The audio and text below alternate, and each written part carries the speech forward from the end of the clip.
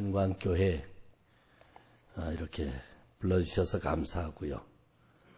우리 존경하는 우리 차은일 목사님 이렇게 목회하시는 교회에서 말씀을 증거하게 되어서 영광입니다. 또 저는 오늘 들어오면서 감회가 좀 깊습니다. 어쩌면 제가 자주 부를 것 같지는 않고 좀 하고 싶은 이야기 하고 싶은데 저는 목회 68년도에 효창교회에서 교육전도사를 시작해서 금년에 45년이 됩니다. 그리고 금년이면 이제 은퇴를 할 나이가 되었습니다. 만 70 생일 잔치를 지났으니까 70이 넘었습니다. 제가 여기에서 감회가 깊다고 하는 이유는 고등학교 다닐 때에 이 한남동, 그때는 이쪽이 남한남동이고 하여튼 밑에 있는 것이 군부대가 있었는데 북한남동입니다. 길거리 큰 길 위로는 북한남동이고 이 남쪽으로는 남한남동인데 제가 고등학교 다닐 때 용산 우체국 옆에 바울학사라고 하는 곳에 머물렀었습니다.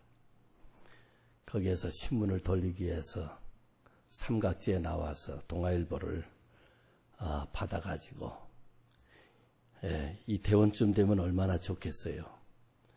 그걸 들고 그리고 한남동까지 걸어와야 됩니다. 그리고는 북한남동에서부터 남한남동까지 신문을 다 돌린 다음에 이제 다시 집으로 들어갑니다. 그리고 학교를 다니는데 저는 숭실학교를 다녔습니다. 숭실고등학교는 후암동 총쪽 위에 지금도 103개짜리 계단이 지금도 있던데 그 학교를 다녔습니다. 그리고는 왜 그때는 동아일보가 조석관으로 있었는지 학교에서 끝나면 또 부지런히 가서 이제 신문을 다시 받아가지고 또 와야 돼요.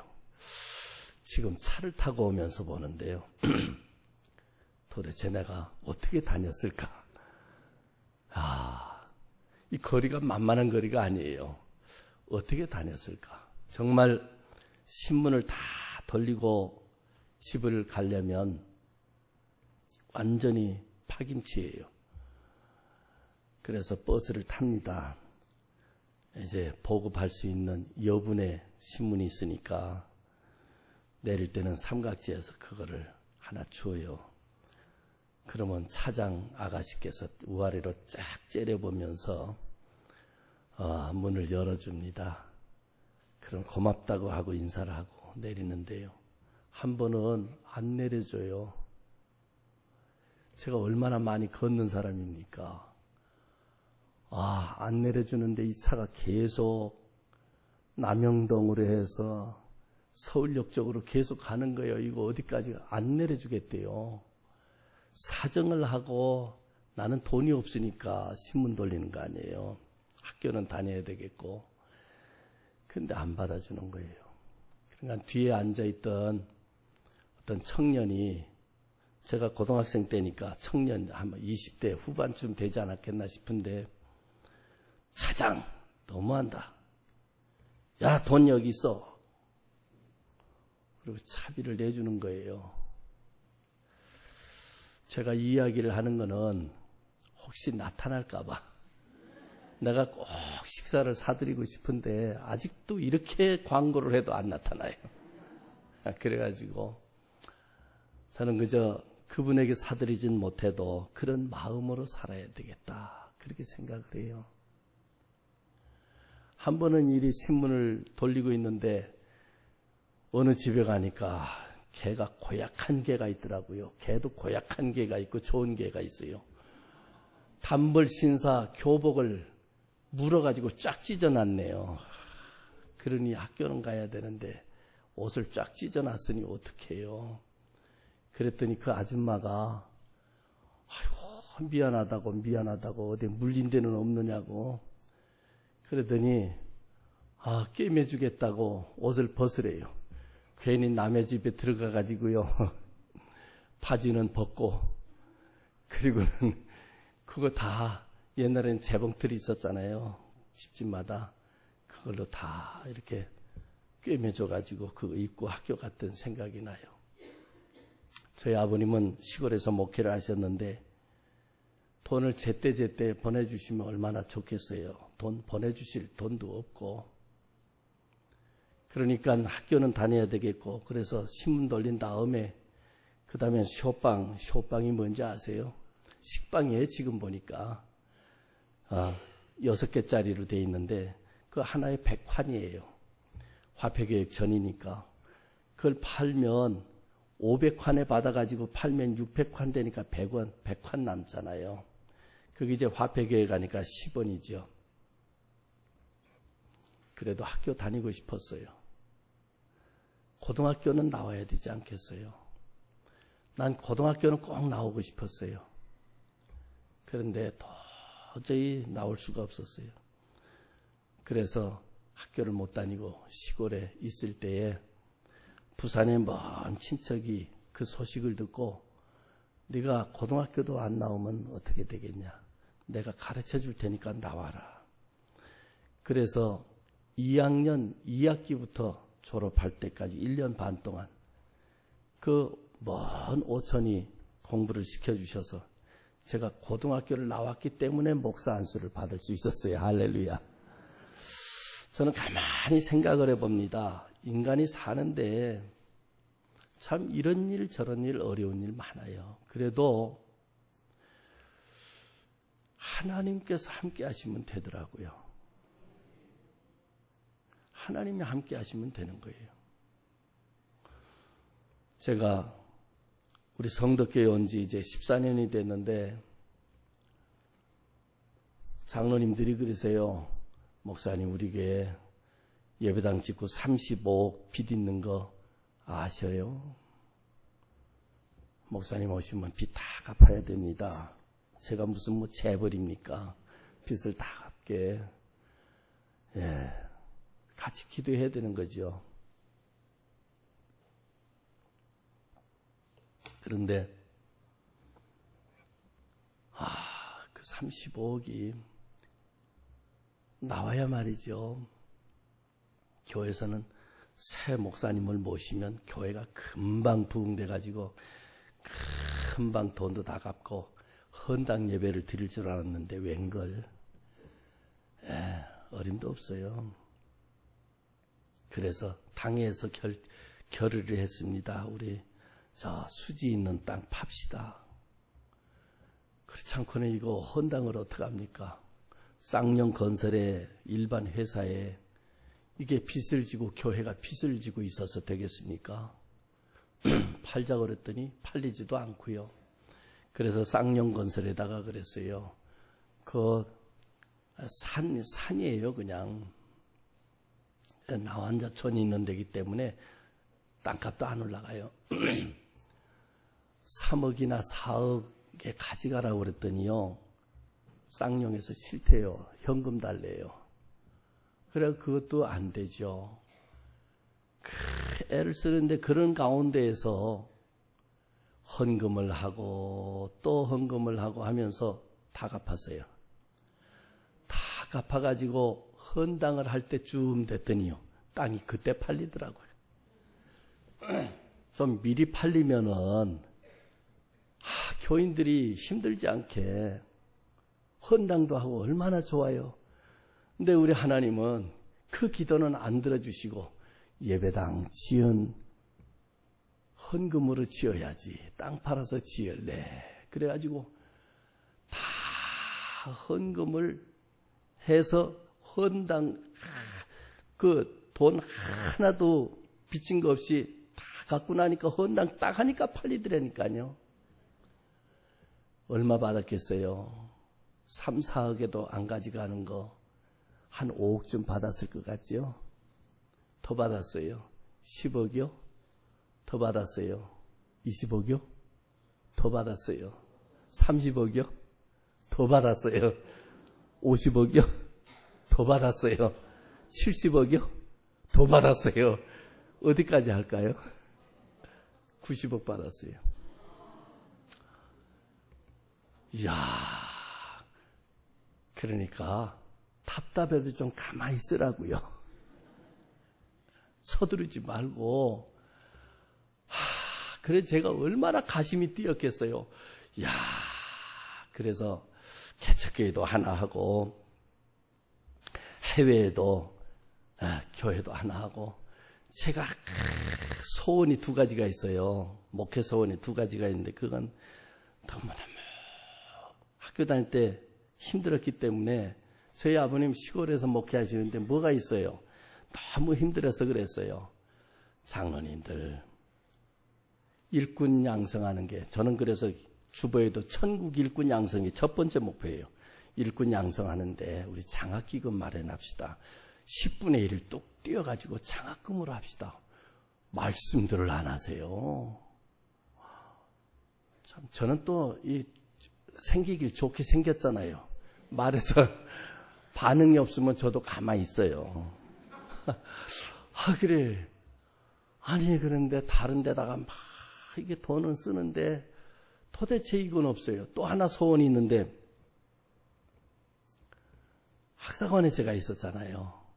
그러니까 시골에서 올라오는 농어촌교회 교육자 자녀라든지 서울로 오는 학생들 장학 학사관을 지으면 한 70명이고 한 120명이고 이렇게 학사관을 운영하면 그 도심지기 때문에 야 얼마나 좋을까. 청년들이 부흥되고 그러면 인재도 양성하고 너무너무 난 2가지가 기도 제목인데요.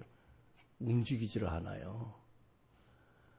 좀 목회도 좀 독하게 해야 뭘 일을 하는데 저는 그게 약점이에요. 그런데요. 한 3년쯤 지났습니다. 이거 쓰고 저거 쓰고 다 써도요. 돈이 많아가지고 이자만 10억이 됐어요. 세상에 나는 목회를 해도요. 이자를 내서 이자를 갚으면서 목회한다는 이야기는 들어봤어도 이자를 받으면서 목회한다는 건 난 듣지도 못했는데 제가 주인공이 됐어요. 한 10년 동안 이자를 받았다니까. 10억이라는 돈을 이자를 받았다니까요. 3년이 지나니까 문제가 있더라고요. 전 잘 몰랐는데 교회 또는 세금을 안 내기 때문에 3년이 지나면 세금 내야 돼요. 우리 장로님들이 깜짝 놀랐어요.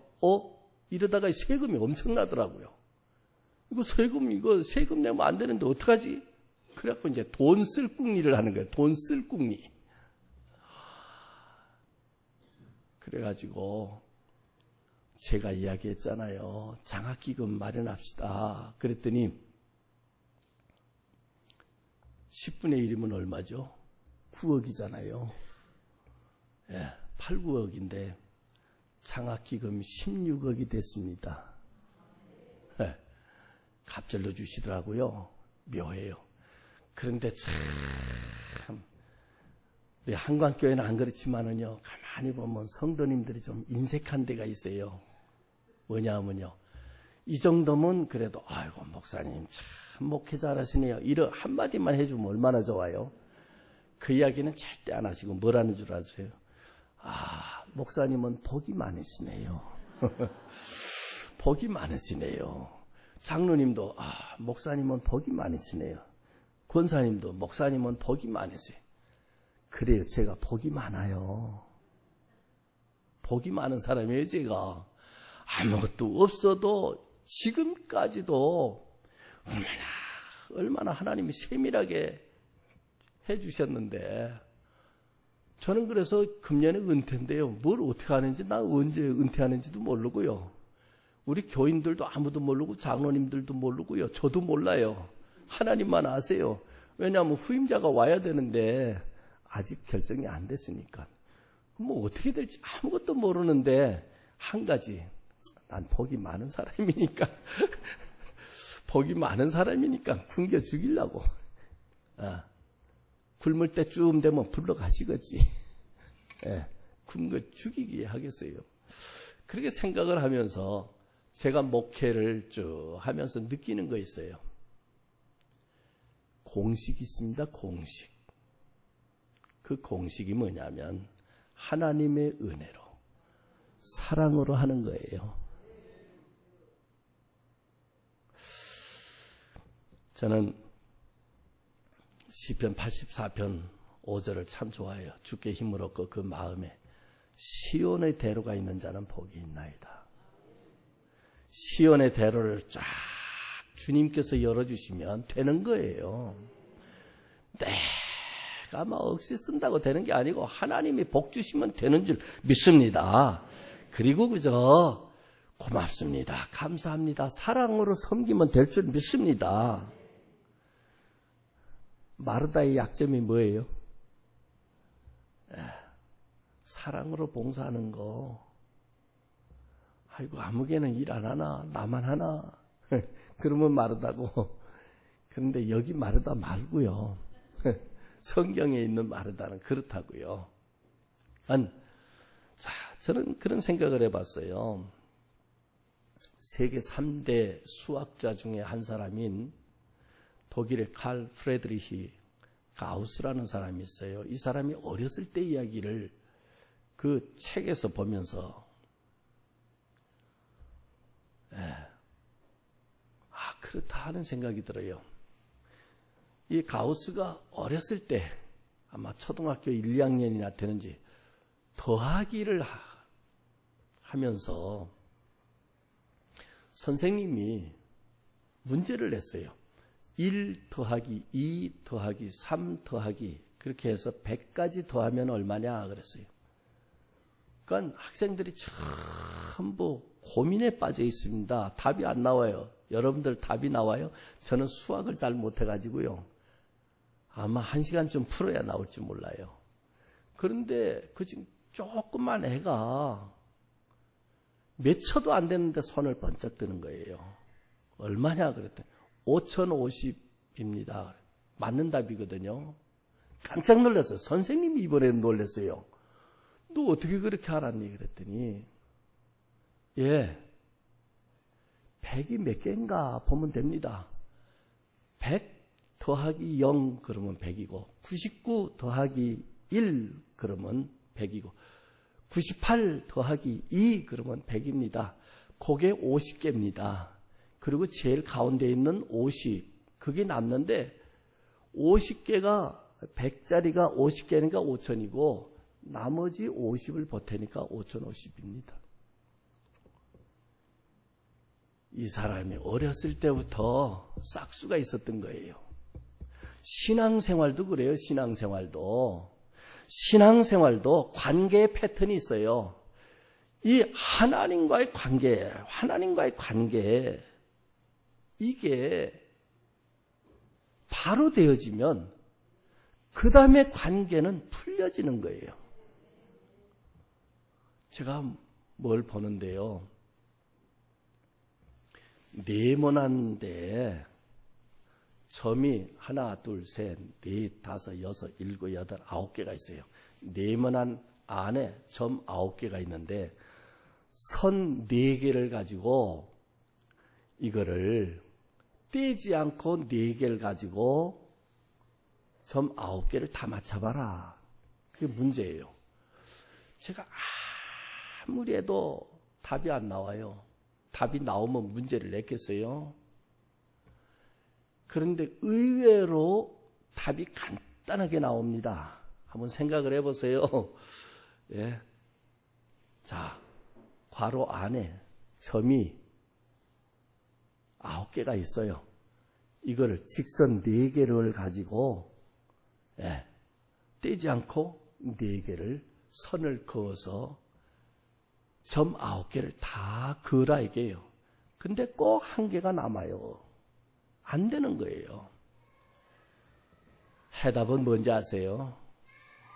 아는 분은 아실 거예요. 나갔다 들어오면 돼요. 2번만 나갔다 들어오면 돼요. 요 네모난 아내라고 하는 게 함정이에요. 네모난 아내라고 하는 게 함정이라고요. 요 네모난 거를 거기에 매이지 않고 셋을 빗금을 그어보세요. 그 다음에 또 셋을 빗금 올라가요. 완전히 네모난데 밖으로 나가요. 그래가지고 2개를 끄어요. 그 다음에 제일 밑에 3개를 다시 끄어요. 그러니까 한 번 나갔다가 또 나가서 그으면 돼요. 저는 이걸 생각하면서 깜짝 놀랐어요. 야, 그렇다.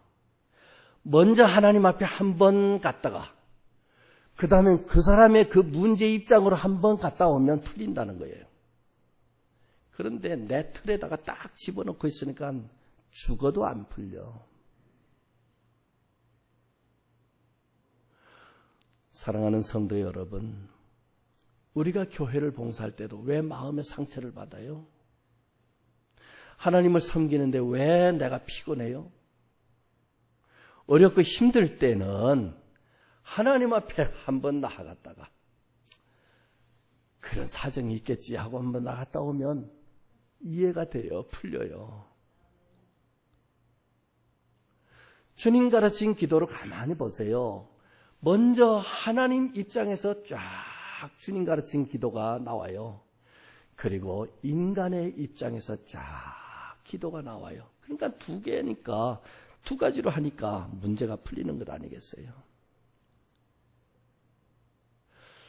이것은 요한복음 3장 16절에도 마찬가지입니다. 하나님이 세상을 이처럼 사랑하사 독생자를 주셨습니다. 하늘에서부터 하나님 입장에서 쫙 나와요. 그 다음에 인간의 입장에서 이는 저를 믿는 자마다 멸망하지 않고 영생을 얻게 하려 하심이라. 만나니까 되잖아요.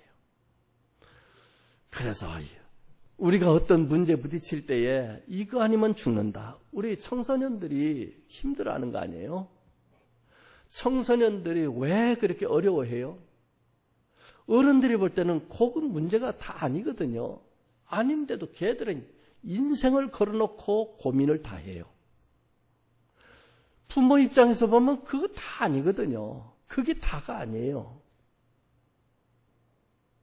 군대 간 자녀들도 마찬가지죠. 그게 인생의 다입니까? 3년만 지나가면 그거 아니에요. 나오게 되어 있어요. 그걸 못 참는 거예요. 주님께서 시온의 대로를 열어주시고 그리고 사랑으로 반응을 하면 된단 말씀이에요. 이게 요한복음 3장 16절에 있는 말씀이에요. 요한복음 3장 16절을 보면 하나님이 얼마나 거룩하신가 하는 것을 보여줄 수 있어요. 거룩한 사랑의 열정을 보여주고 계세요. 여러분들은 사랑의 대상을 위해서 여러분의 자녀를 내어놓습니까? 하나밖에 없는 아들을 내어놓을 그만큼 심각한 일이 있습니까? 그리고 자식을 그렇게 내어놓는다면 제정신입니까? 하나님은 하나밖에 없는 아들을 인간을 위하여서 지옥 갈 백성을 위해서 아낌없이 내어놓으셨다고요. 이 하나님의 사랑의 열정이 얼마나 뜨거운지 하나님이 세상을 이처럼 사랑하사. 예. 우리가 섬기는 하나님은 그렇게도 대단하신 분이에요. 이거 기억하셔야 돼요. 더 나아가서 우리 하나님 아들을 보내셨다고 그랬어요. 독생자를 주셨으니. 이 독생자를 주셨으니 하는 이 말씀이 뭐예요? 하나님의 사랑, 하나님의 사랑이 하나님이 세상을 이처럼 사랑하세요. 세상이에요, 세상. 세상이 뭐예요? 하나님의 형상으로 지음받은 우리 인생을 이야기하고 있어요. 하나님께서 우리 인생을 사랑하셔서 그것도 죄로 더러워진 인간을 사랑하셔서 그 귀하고 귀한 아들 독생자를 보내주셨다고요. 하나님의 사랑을 우리가 어떻게 알아요? 예수님은 나를 위해서 죽으셨으니까 예수님이 사랑이신 건 알지만 하나님이 사랑이시라면 안 오잖아요. 그러나 부모님들은 알아. 아들을 어떻게 보내요? 하나님의 이 사랑 얼마나 귀한 사랑인지 몰라요. 그래서 예수님이 이 땅에 오신 성육신의 사건은 하나님의 사랑의 구체적인 나타나심이에요. 예수님을 볼 때마다 우리가 하나님의 사랑을 알아야 되는 거지. 사랑은 여기 있으니 우리가 하나님을 사랑한 것이 아니요, 하나님이 우리를 사랑하사 우리 죄를 위하여 화목제물로 그 아들을 보내셨습니다. 성육신 사건, 하나님의 사랑의 극치를 나타내 주시는 사건인 것입니다. 그런데 하나님의 사랑에 그 아들까지 주셨는데 우리는 뭐 하는 것입니까? 그분을 믿으면 구원받는다. 그분을 믿는다는 것이 무엇입니까? 이건 반응입니다. 하나님이 우리를 사랑하신 것, 하나님이 우리를 사랑하신 나타나심이 예수 그리스도의 독생자 사건인데, 이 땅에 오신 사건인데, 우리가 예수님을 믿음으로 영생을 얻고 우리가 예수님을 믿음으로 구원을 받으니까 내 믿음이 대단한 줄 알아요? 아니에요. 믿는다고 하는 것이 우리는 믿음이 역사를 일으킨다고 그러면서 믿음을 대단한 것으로 하는데, 사실은 하나님이 사랑하시는 그 사랑의 나타나심에 대해서 우리가 그분에게 반응하는 것이 믿음이에요. 별 볼 일 없어요. 이게 공로가 아니라고요. 어린아이가 그 엄마가 맛있는 걸 주니까 받으면서 빵긋하고 좋아해요. 그러면 뭐라고 그래요? 야, 우리 애는 대단한 믿음을 가지고 있다. 산을 옮길 만한 믿음이 있다. 그렇게 말을 합니까? 빵긋 반응하는 것 자체가 귀여운 거예요. 하나님 앞에서. 우리의 믿음이라고 하는 것이 그래요. 하나님이 사랑하신 그 사랑을 예수님의 사건을 통해서 알게 되고요, 그분에 대해서 고맙습니다. 그리고 반응하는 거예요. 반응하는 것만 보시고도 너무 좋으셔서 좋아하시는 하나님. 할렐루야. 이 믿음이라고 하는 것은 하나님의 사랑에 대한 우리의 응답일 뿐이라는 사실을 겸손해야 됩니다. 하나님의 아들을 믿는 자는 자기 안에 증거가 있고, 하나님을 믿지 아니하는 자는 하나님을 거짓말하는 자로 만드나니. 요한일서에 있는 말씀이에요. 그래서 이렇게 반응할 때에 하나님이 주시는 것이 영생이에요. 영생이에요. 그럼 영생은 뭐예요? 요한복음 17장 3절에 보니까 영생은 곧 유일하신 참 하나님과 그의 보내신 자 예수 그리스도를 아는 것입니다. 영생이라고 하는 것은 아는 것이에요. 영생이 뭐예요? 사랑하는 사람을 깊이 아는 것이 영생이에요. 인격적인 가장 아름다운 활동이 아는 거 아닙니까? 다른 사람 몰라도 둘이 안다고요. 둘이만의 알을 가지고 있다는 건 대단한 것입니다. 그런데 우리가 인간이 죽고 끝나는 것이 아니라 영원토록 그분에 대해서 구체적으로 알고 있다는 사실은 얼마나 화려한 일이냐고요. 이게 영생이에요. 우리가 천국에 가서 그저 죽지 않고 산다, 생명 연장하는 것이 영생이 아니에요. 그분을 깊이 알고 그분과 함께 영원토록 깊이 안다는 말씀이에요. 이게 영생이에요. 그런데 이 영생을 요한복음 요한일서 1장에서는 이렇게 말씀하고 있어요. 우리의 사귐은 아버지와 그의 아들 예수 그리스도와 더불어 함께 누림이라. 교제하는 거예요. 교제하는 거. 교제하는 거예요. 영생은 하나님과 그의 아버지와 교제하는 것이라고 그랬어요. 하나님 아버지와 함께 아들과 성령님으로 더불어서 교제하는 것이 영생을 누리는 것이라 그랬어요. 교회에서 그러면 우리는 어떤 삶을 살고 있어요? 우리는 마르다 전도회가 예수님을 위해서 그분을 깊이 알아가면서 주님의 몸된 교회에서 그분을 위해서 봉사를 하고 알고 교제하는 일을 통해서 이루어지고 있는 거예요. 봉사를 통해서, 섬김을 통해서. 이것은 영생을 누리는 것이 아닙니까? 그러니까 교회에서 하는 봉사는 내가 이거 해서 월급 받고 이거 해서 내가 일당 받는다가 아니라 그것 자체가 축복입니다. 할렐루야. 어린 아이들을 키울 때에 어린 아이들이 기쁨을 주잖아요. 걔들이 하루에 일당 돌봐주는 도우미한테 얼마씩 내는 거예요? 엄마 도우미한테? 애들이 무슨 엄마 도우미한테 얼마씩 줍니까? 그러나 엄마는 다 받았어요. 더 넘치게 받았어요. 그게 뭐예요? 아름다운 교제가 이루어지는 것이란 말이에요. 섬김의 교제가 이루어진다고요. 우리 교회는 어떤 곳입니까? 교회는 예수님의 신부라고 그러잖아요. 교회의 머리는 예수님이십니다. 주님의 속삭임이 들리십니까? 우리 예수님이 목숨을 버리신 것은 교회를 위한 것입니까? 세상을 위하신 것입니까? 우리 그리스도께서 희생 제물이 되신 것은 교회를 위하신 것입니까? 세상을 위하신 것입니까?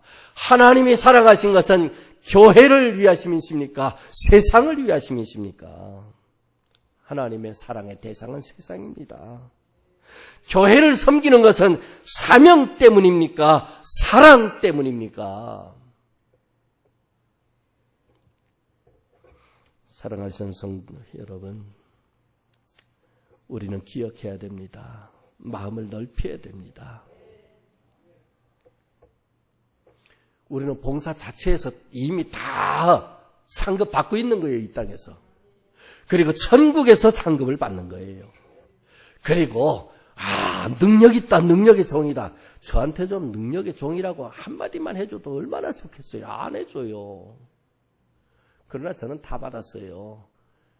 그게 아주 점잖은 표현이에요. 목사님은 복이 많은 분이에요. 그러면 되지. 뭐 더 큰 상급이 필요합니까? 목사님은 복이 많은 분이에요. 하나님이 참 봐주세요. 저 참 하나님이 봐주셔서 사는 사람입니다. 여러분들은 아닙니까? 전 별 볼 일 없는 사람이에요. 이제 은퇴할 때니까 이야기해도 누가 뭐라고 안 할 거니까. 난 국민학교 6군데 다녔어요. 그러니 공부를 제대로 했겠어요? 성적표나 제대로 나왔나 모르겠어요. 6.25 세대니까. 중학교 제대로 된 중학교는 1년 반이나 다녔을까요? 고등공민학교 같은 데 다녔어요.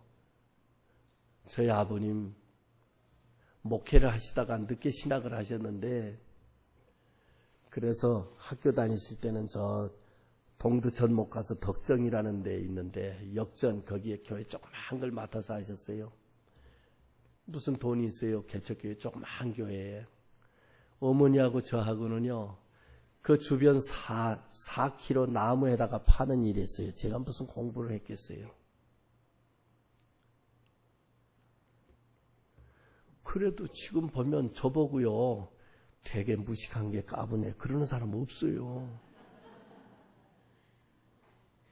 하나님이 함께 하시면 되는 거예요. 하나님이 함께 하시는 거예요. 주님 사랑하면서 섬김의 기쁨을 가지고 있으면 나머지는 영혼이 잘된 같이 범사가 잘되고 강건할 줄 믿습니다. 마르다 전도회가 사명 감당하는 거, 나만 왜 이렇게 일을 해야 되냐, 마리아는 어디 갔냐, 그렇게 안 해도 봉사하면 예수님이 그거 다 잡수시고 좋아하신다고요. 그러면서 하나님께서는 더 잘 감당할 수 있도록 더 복을 주시고 더 가까이서 말씀해 주시고요. 수고를 알아주신다고요. 시온의 대로가 활짝 열려지기를 주님의 이름으로 축원드립니다. 기도드리십니다. 감사합니다.